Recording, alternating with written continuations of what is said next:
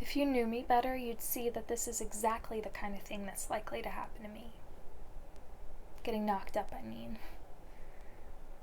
The point is, it was my first time.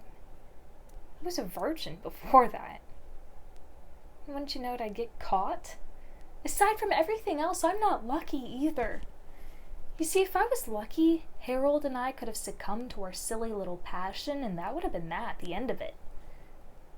And New Rochelle, of all places. At least if it had been in some nice apartment in the city.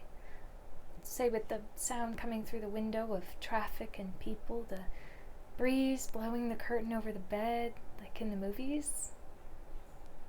But no. No, I lost my virginity in the attic of an old house in New Rochelle. Harold's grandmother's house. On a rainy day in spring, on the floor of the attic of his grandmother's house. Listening to the rain on the roof, and breathing the dust of old things. And what comes next but his grandmother, who was supposed to be in the city for the day, and suddenly she's standing there yelling, "Stop that this instant!" Needless to say, it was out of the question stopping. At that particular instant, sex is like a flight over the sea. One reaches the point of no return. I guess it sounds silly now, but at the time it was sordid, rotten. It was not at all the way it was supposed to be. And Harold, of all people, a girl finds herself in this predicament, this condition.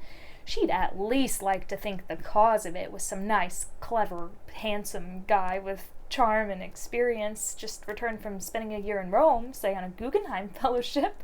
But Harold? Harold is about 6'2", about 125 pounds tops, and an economics major at CCNY. That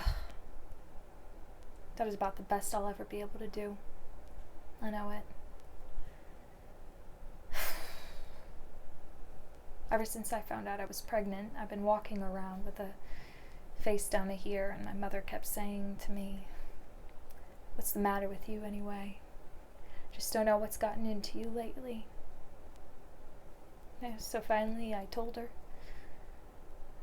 A kid named Harold, as a matter of fact.